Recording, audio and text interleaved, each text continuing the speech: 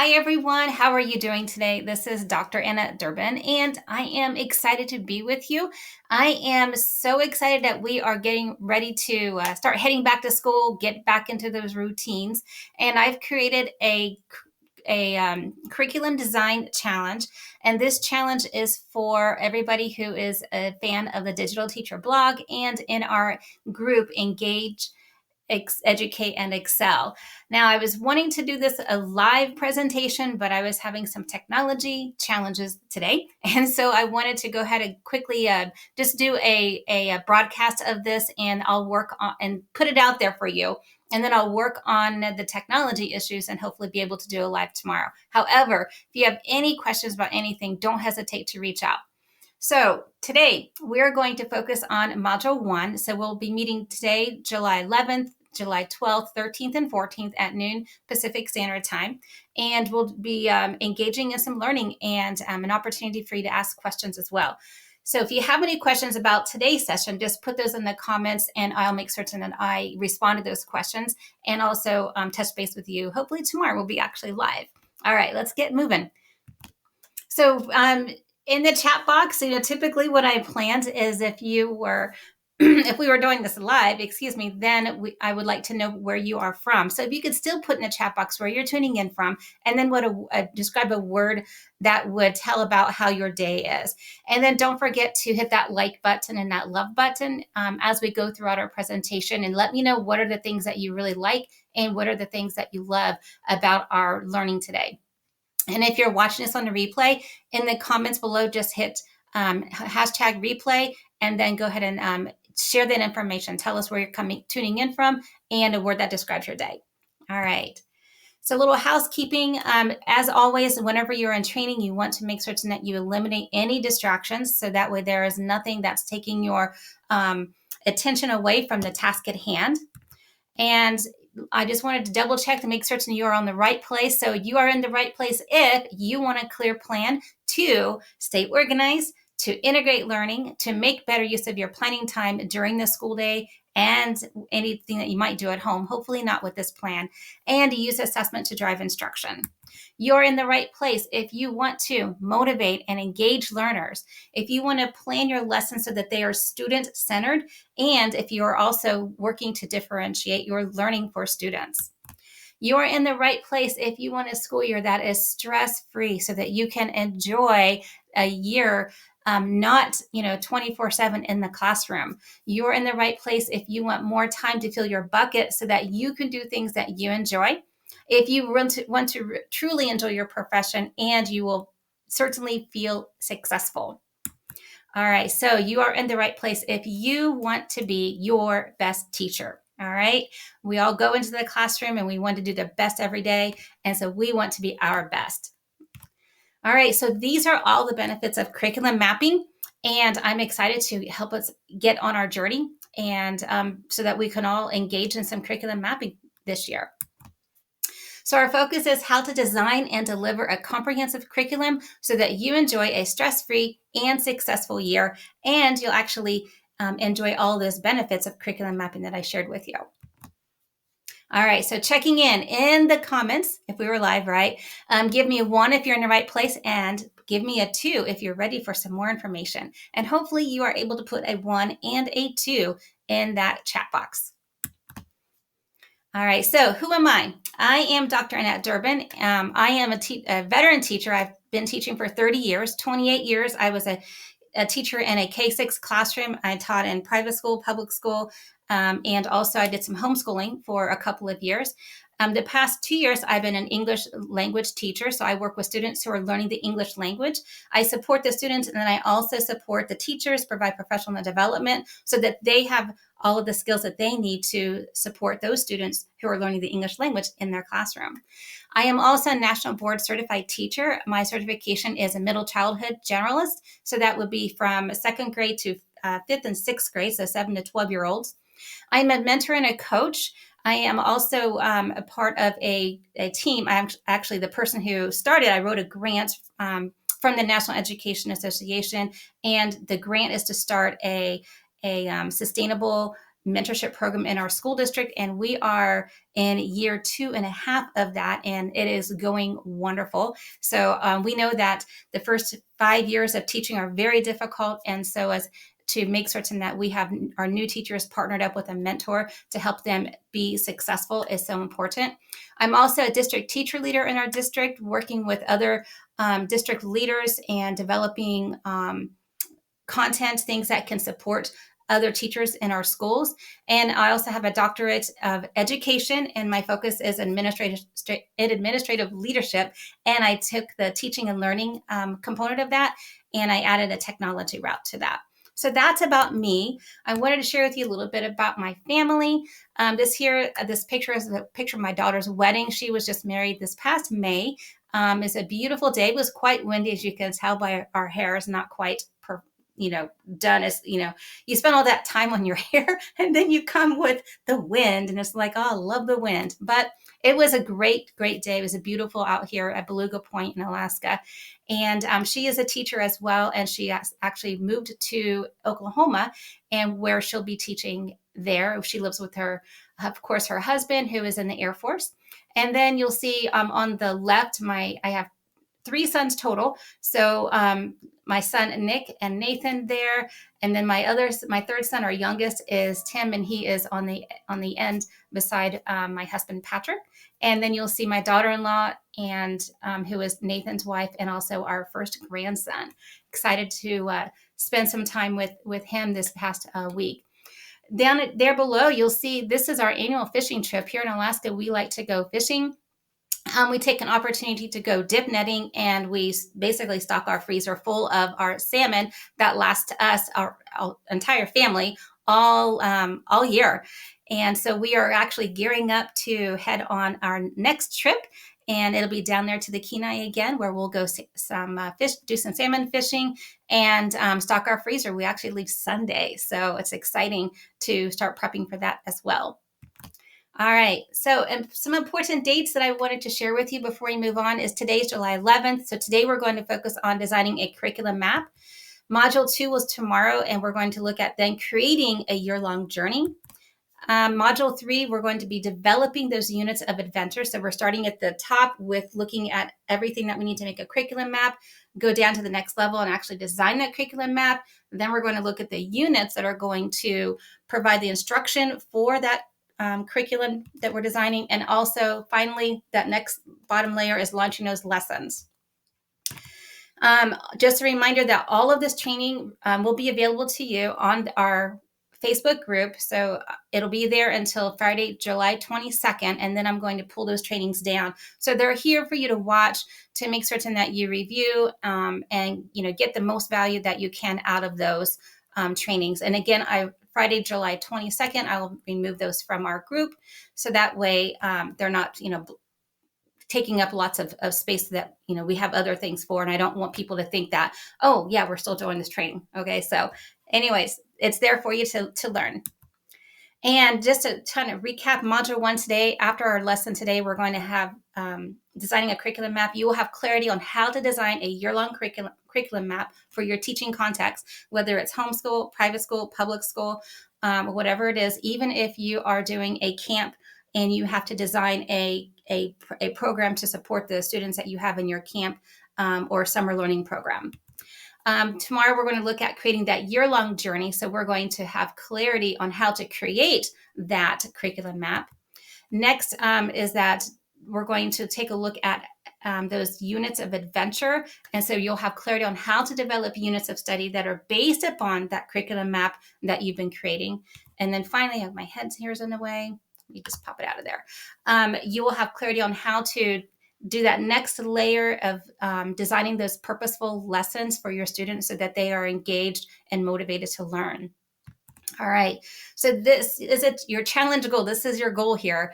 This is not going to be a workshop where you can just sit back and not do anything. This is one where you will actually be participating and engaged in learning. So over these next 4 days, you'll have an opportunity to actually get the resources that you need to actually start working, spending some time putting this together. And like I said, I know that some of you may not have access to everything right now, but I do want you to take the opportunity to start getting this information written down. start getting those ideas flowing.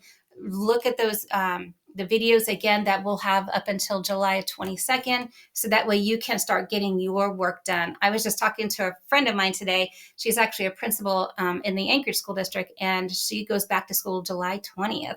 So it's coming up pretty quick. All right, so this workbook, all of you should have this workbook. If you do not have this workbook, then go to my website, thedigitalteacherblog.com. At the very top, you'll see a banner. You'll see a blue button, and that button says something like, yes, I want to take part in the challenge. So this workbook is larger than what I can upload to an automatic download for you. So once I get the notification that you would like this workbook, then I will send you an email with it. And if you already have it, fabulous. If you don't have it, just let me know and I will get it to you. It's a free resource that I've created to complement this challenge. So today you'll be working in the workbook on page 5. This is a place for you to actually write down. If you print out the resource, you can write down on the paper your thoughts, your learnings. There's a place for you to put those action steps. What is it that you need to do next? And if you want to use this on the computer, I did create this as a fillable PDF, so you can actually do your typing on the computer if that's an easier learning method for you. Either way, there's your great resource, page 5 today. All right, here, I just want to take a breath and check in. How are we doing? Give me a thumbs up, smiley face, 1, yay, I'm ready to rock and roll. And again, if you have any questions as we go, please write those in the chat box. And again, since I am not able to actually do this live with you today, just go ahead and put those in the comments and I'll get back to you. All right, so module 1. Today, what we're going to focus on is, let me pull that out, is defining a curriculum map and its purpose. And then we're going to look at some examples. We will talk again about some curriculum map considerations, and then I will set you up with all the tools that you need to design your year-long curriculum guide. First, we're going to take a look at that curriculum map and purpose. So you may be wondering, what is a curriculum map? Okay, so when you think about a curriculum map, whether it's for a school year, whether it is for a summer camp, if you are designing some training for your business colleagues, if you own a business, a curriculum map is a well-organized and purposefully designed document to facilitate learning. In the education realm, it is free of any academic gaps and needless repetitions, okay? And a couple things that you need to understand are some curriculum terms. There are 3 curriculum terms, The first one is intended curriculum. And here we have an 80-20 rule. And what that means is that you have a curriculum that you need to teach, and we want you to be able to teach that. If you think about 100% so your 180, 85 days, whatever your time frame is, you want to be able to teach that curriculum in 80% of that time. And the reason is because 20% of our time, we're either sitting in an assembly, school's been canceled, maybe there's no school because of weather, or perhaps there's a celebration, there's a birthday party, there's, Valentine's Day party. There are other things that happen in our school day that take us away from the opportunity to actually provide that instruction. So if you have 100% of your curriculum, you want to be able to teach that in 80% of your time, because the other 20% of the time, there's always something that comes up. All right. The other thing is the actual curriculum. So you have your intended curriculum, right? The 100% that you need to teach. But then what is it that you actually teach? That is called the actual curriculum. I know some teachers do not get through the entire program, and we'll talk about that term, the entire math program. And because they do not get through the entire math program, students do not have some of that learning, that knowledge that they should have when they go to the next year. And then if you look back up here at the top, remember when we plan a curriculum map, it is free of academic gaps and needless repetitions. So if a teacher does not complete the 100% of the program, or for all that curriculum within the time frame, then the students are experiencing an academic gap. All right. So our goal is to make certain we have the intended curriculum. 100% of it, we do it in 80% of the time, and we teach it all. Okay. The actual part. Another type of curriculum is called hidden curriculum. And this is a curriculum where the teacher inserts, knowingly or not knowingly, right, their personal values about what is being taught. And when you think about whenever we are teaching that hidden curriculum, that does have an impact on the students. When we're teaching, if we feel that we are very strong in this specific content area, or we really, really enjoy teaching social studies, we may end up spending more time and put more value on that compared to the other components of a curriculum. All right, so those are the 3 curriculum terms you need to be familiar with. Then when you develop your curriculum map, you need to make certain it is aligned across your lessons, start at the bottom, right? Your courses, all of your subject areas, and all of your grade levels. So you want total alignment. You want what we call vertical and horizontal alignment. These are some curricular terms that you need to make certain you understand. Program. So the program, these are the actual teaching materials that you're going to use. And oftentimes, if you're in a school district, then the school district is providing that program. They're saying, this is a math program that you're going to use. This is a literacy program that you're going to use to teach. These are your science materials. These are your science resources that you're going to teach. And this is the program that is going to teach the intended curriculum that is based upon the standards. Okay, so standards are those state, district, even schools have some standards that, or we call them also grade level expectations.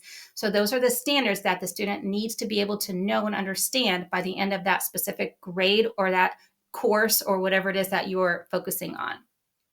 So hopefully, when you look at all of this, you can see that it is circular, that you have your intended curriculum, that actual, then that hidden part of it, right? I'm just kind of reviewing and helping you process all this. The teaching materials are the resources that are used to teach the curriculum. And then you have your standards, and the intended curriculum and is built up on those standards, okay? All right, so I'm hoping all that makes sense. Now, that is what a curriculum map is. Now we're moving into what is its purpose. So the purpose of a curriculum map is to help an educator, okay, so it's help an educator teach that intended curriculum. So when educators map a curriculum, the intended curriculum, they are working to ensure that what students are actually taught, that actual curriculum, matches the academic expectations, those standards, in a particular subject or grade level. And those standards are taught. You can literally teach standards in any type of content, but if you're with a school district or a private school, if you're with a work environment, you typically have a program that you're going to use to deliver that knowledge. All right. So the next part is educators use the curriculum maps to plan actual / hidden courses, right? To plan the lessons, which are the program, and the teaching strategies in a school or a classroom. Some schools will have specific teaching strategies that are used. Other schools, just kind of whatever it is that the teacher wants to use as a resource to give instruction. So this here, friends, is what is the purpose of a curriculum map.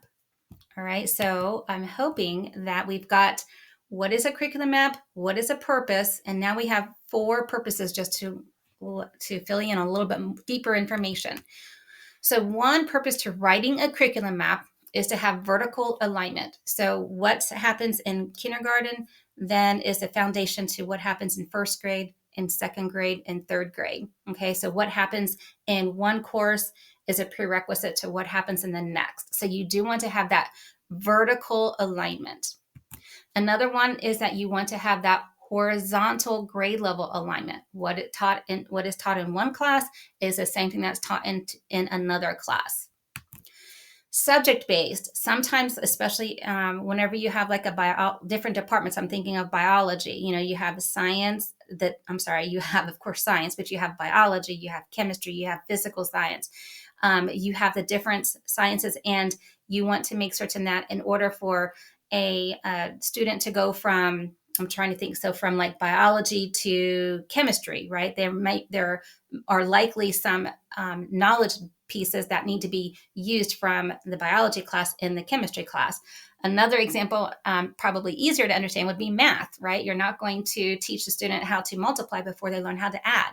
So you have that Algebra 1, then that Algebra 2 course before they hit advanced mathematics. So there's that department alignment. And then there's also interdisciplinary, which is a multi-subject alignment. And this is when you have the different subjects, the sciences, the social studies, the literacy, the math, the health, the technology, the arts, all of those, you can have multi-subject alignment within all of that. That is what we call an interdisciplinary map. So those are the four purposes of creating curriculum maps. All right. Let's take a little breath here. How are we doing? We've just covered a lot of material in a short amount of time, and I wish that I was able to do this live in order to provide you an opportunity to ask those questions, because I could actually scroll and look at some of those questions and answer this now. So we focused on what a curriculum map is, and we also focus on the purpose of a curriculum map. And if you need to stop, since this is a video, if you need to stop this video right now and go back and review just that section so that you fully understand it, this would be a great time to do that. All right. So because I am going to be, moving on here, so we can continue working, we're going to be moving on to some examples of curriculum maps. All right. So this here is an example of a curriculum map. Curriculum maps can be very, very detailed. For example, this one here is detailed. If you look, it says term 1. It has the weeks outlined on the side. It has what's happening in vocabulary. Looks like it's probably incomplete right there with that. But it talks about phonological awareness. These are the skills. So this is like your foundational skill. This one builds upon it. This one builds upon, and you're just building this house essentially, right? Then the spelling and the sight words, all of this information builds upon the week 1. So you're not going to do week 9 until you make certain that you have that good foundation. Handwriting, reading, writing, all the way across. Okay. The other thing is that you can see here the vertical alignment within each of these subjects, but you can also see how it is horizontal, especially if there was another column here for science, another one for social studies, how then you can start to weave in some interdisciplinary. So this is one example. This is another example of a music curriculum. Okay, so this teacher has it outlined by months. The teacher also has written down some songs that are going to be done each month. Definitely not as detailed as the one prior, but this is something that the teacher is able to use to help guide the instruction that the teacher is providing. Another one here, you'll see this one is still different, right? So this one here is broken down into months, and they actually have the days across the top. And then this person actually has also their prep days in, and maybe there's a no school day. Over here, you see a professional development day. It looks like it's more interdisciplinary because there is a unit theme, classroom community, then moving. So it looks like the teacher starting out from building a classroom community, then reaching out to a larger community. And this is in 2nd grade. Community is typically taught in 2nd grade. Then of course, down here the side, you have the different subjects. I don't know what the numbers are there for. That's something that the teacher would know. However, in your curriculum map, you may also have some different notes written down like that. And then here's another one. And you can see this one is not even as detailed as the others. This is just basically quarter 1. These are the weeks. This is what's going to happen in math, in reading, in writing, language. Okay, so when you're developing your curriculum map, I encourage you to start small. All right, start with something where you're just outlining the weeks and what's going to be happening during those weeks, and then you can build up on that. The nice thing is you can take what you've been working on if you have a prior curriculum map, and you can continue to build up on that. So if this year is your first year designing a curriculum map, you can design it, very minimal, and then you can keep notes throughout the year, and you can always add on to it. And then next year, when you're reflecting and going back to mapping out your year, you already have something started and you just add to it. All right, so that was a quick little section. If you Google curriculum maps, there are hundreds of different types of curriculum maps out there. On my Teacher Pay Teacher site, I do have a curriculum map, one that I used. and it's a free resource, and there's also a little video that goes over. So if you want to check out my Teacher Pay Teacher site, it's a free resource that you can utilize. And if I can, I might be able to actually pull the link in and put it in the comments for you as well. All right. So the next thing that we need to talk about are some curriculum map considerations. So you have your curriculum map, what it is, the purpose. You've seen some examples, and now we need to talk about other things that we need to consider when we write our curriculum map. All right. So first, what is that purpose? Why are we writing this curriculum map? Vertical school alignment, the horizontal alignment, subject-based, or interdisciplinary. Okay, so think about that as you're writing it, and it can change, from one year to the next, or as it could change even as you're writing it, you're drafting. Then you need to think about the district programs. So if your school has district specific programs that you're going to be utilizing, there's a scope and sequence that you can use as a foundation for supporting the work that you are doing. Okay. The good thing is if there's a program, most programs are, whether it's private school or public school or homeschool, they're going to be aligned to the standards. And then it is up to you to make certain that when you're teaching that you are clear about this is the standard that you're working on, and it's a part of this, the grade level or the content. Okay, there we go. There's the standards. I just talked about that. The next thing you need to take into consideration is assessments. What are the assessments that your state, district, or school have, and when are those assessments? Okay, so you need to know when they are, so that way you can put those on your map, on your curriculum map. So there could be a calendar. My district has an assessment calendar, and it lets us know right from the beginning of the school year, excuse me, when those assessments are going to be held. So you can look at other, maybe there's a school calendar.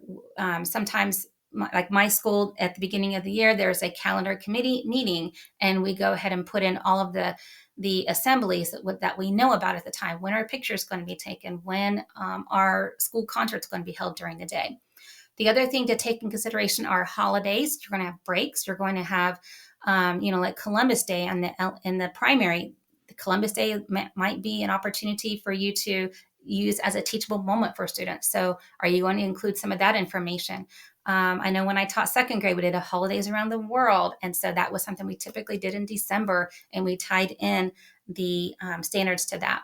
The other thing to consider are any religious holidays. And one of the schools that I work at, because I teach at many schools, in my position that I have now as an English language teacher, there is a high Russian population, and there are students in that school, many families that follow a religious calendar that's Russian. And so there are several days when they're not at school. So take that into consideration as well. Also, are there any field trips that you're aware of that you do on an annual basis? Any other celebrations that you're going to have at your school, in your grade level, or even a subject sometimes after I had like a major unit, right? Then we would have a celebration about that learning. Escape rooms are a lot of fun.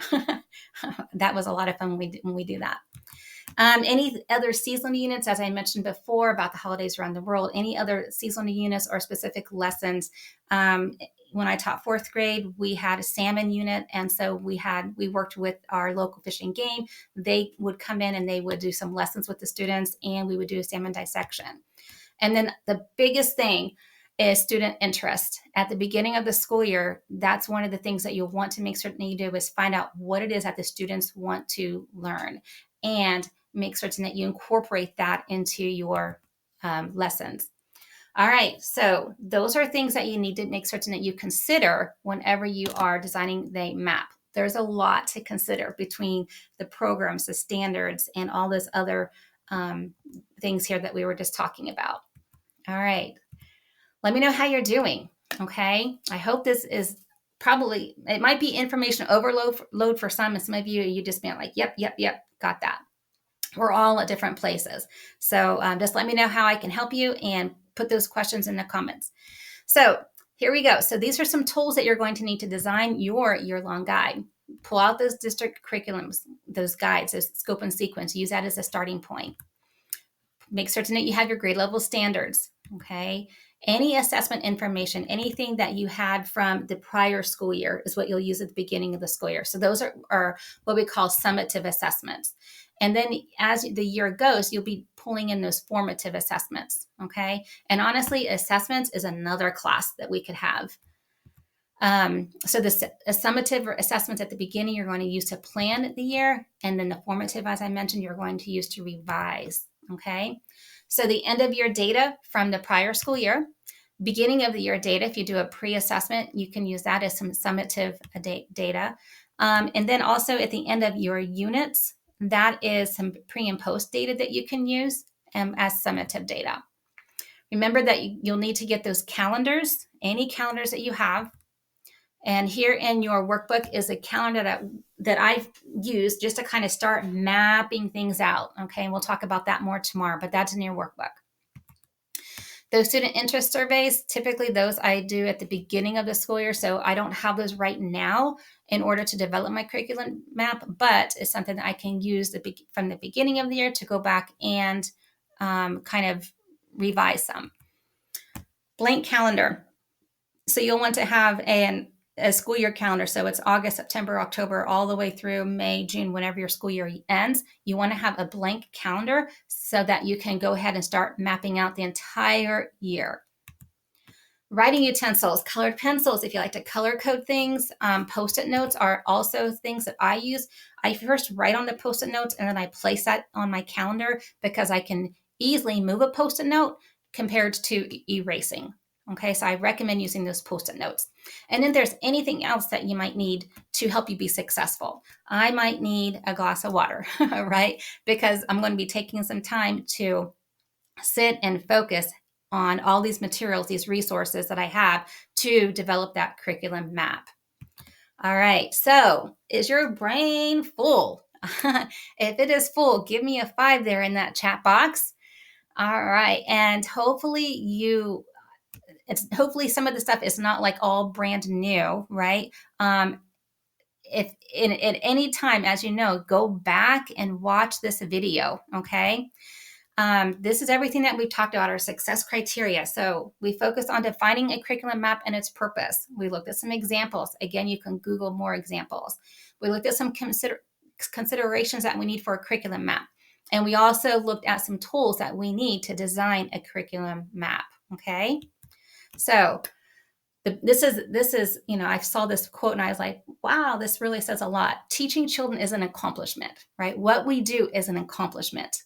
But getting children excited about learning, that is a true achievement. Anybody can stand in front of a classroom and, hopefully teach the children, right? The information. But when those students are excited about learning, that's the true achievement as a teacher. So again, this is an implementation challenge. And by the end of Module 4, we'll have completed all of the components, everything that you'll need to know to complete a curriculum map. Okay. And when you are completing this map, this will allow you to be stress-free. It will allow you to be successful. It will allow you to have that year-long look so that you can go back and then just make some tweaks along the way. Your major planning is done, and you can have time throughout the year to get things organized. All right, so your homework. Okay, I told you this is an implementation challenge. Get those calendars, pull out those grade level standards, any grade level teaching guides that you have. And I know some of us are not in school where we actually have the hard copy, but you might be able to access your information online. And any of those writing utensils, those Post-its, any other supplies. The tools that you need, the bold print ones here, those are the ones that we discussed that you should be able to access. However, student interest surveys, some assessment information, depending upon if you had that from last year or if you're able to access that, those things may not be available. And then, of course, anything else that you need to be successful. Okay, so there's your homework. And tomorrow we're going to look at Module 2, which is success criteria here, identifying that intended curriculum. We're going to start breaking down those standards. We're going to review some other requirements that are needed in order to implement your curriculum map. And then you're actually going to start creating that year-long map. So today your assignment is just to get those resources together that you need. And then tomorrow we'll actually start writing and getting that stuff on paper. Thank you, thank you, thank you so much for participating in our workshop today. I am sorry that I couldn't get this on live so that way I can interact with you. I will work on the technology part today and see if I can get that ready for us for tomorrow. Again, if you have any questions, put those in the chat box or the comment box on our below this video. You can also email me at annette@thedigitalteacherblog.com. And then you can also feel free to visit my website, thedigitalteacherblog.com. If you do not have your workbook, like I said, there is a block or a blue button at the very top where you can click on that, and I will make certain to get that out to you. All right. All right, so I have this little Jamboard here that I was hoping that we could actually use. I wanted to know some things I want to know is on page 1, I'll post the link in our comments below with this video, or I think I can put it in the description of the video. But if you click on this link, this is a Jamboard that we're going to actually be working on all week long. Page 1, if you can just share a new learning aha from Module 1. What did you learn today that was like, oh, wow, I didn't realize that. Got it. Page 2, any questions? Please write down any other questions. You can put them in the comments, or if you can, just stick them right there on the Jamboard, and then I can have them all in one place. However, I will check both. And then page 3, please let me know any needs that you have, anything that I can do to help you be successful as we continue on our journey this week, writing that curriculum map. All right. So that is all that I have for today. Thank you so much for attending. Again, I am hoping to be live tomorrow, but if not, I will certainly do this video recording for you so that you can continue working and learning and developing this curriculum map. All right. Thank you so much and have a fantastic day. Adios. This is a wrap.